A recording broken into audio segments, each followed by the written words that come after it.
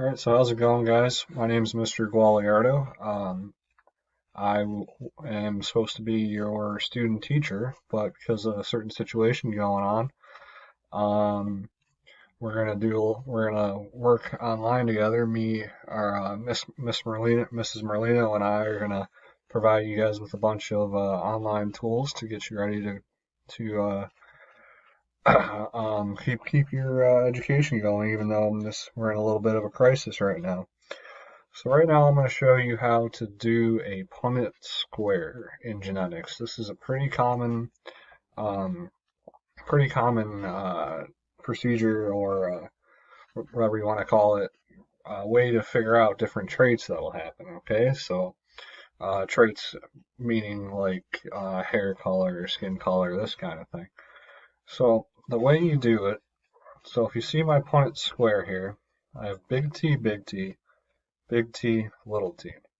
We're going to say we're going to talk about size. So if I were to say pea plant, which is what we'll talk about a bunch during this unit, um, because that's what you guys will see is a monk named Gregor Mendel did a lot of work with genetics with pea plants, and he noticed that some were tall and some were short. So our trait we're going to be doing in our Punnett square here is either going to be tall or short. So if we look up front, if we look up here at the top, there's a big T and there's a big T. This is going to be one parent, okay?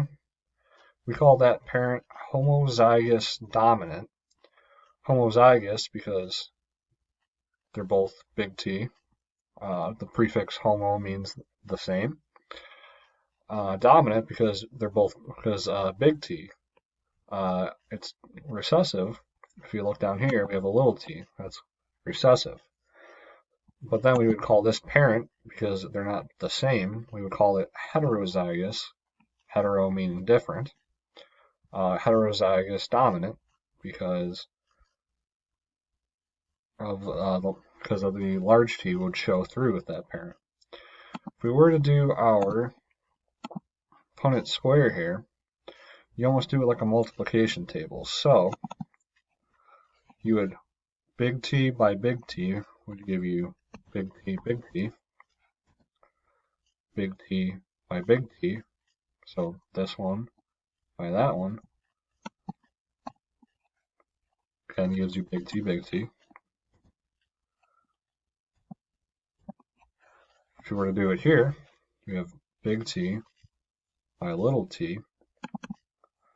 So you would have big T, little t. And then, again, you go big T, or little t. That would give you big T, little t.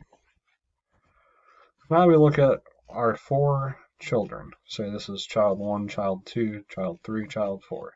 If we're doing pea plants, plant 1, plant 2, plant 3, plant 4. So what you could think about is there's a law, we call it the law of dominance. So the trait that is dominant, which would be the big T, would show through. Okay, so you have two big T's, meaning that this plant would be tall. Two big T's, this plant would also be tall. Down here, you have a big T and a little t, but because the dominant trait surpasses the recessive trait, which would be the little t, you would also have another tall plant. And same thing for that, you would have another tall plant. So you would have four tall plants. Okay? Now, what if we take those out?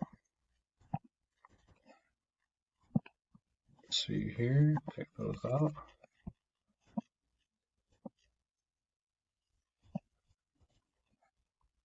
Now let's change this guy to little t. Okay? So we have a parent that's going to be tall because this parent's big T, little t, but again, the dominant trait passes passes the recessive trait. We have another parent that's tall, big T, little t, because of the law of dominance. Now if we do it, we get big T, multiplying those two together. This would be big T, little t, that one with that one. Big T, little t, this one with that one. Then you would have one guy with little t, little t.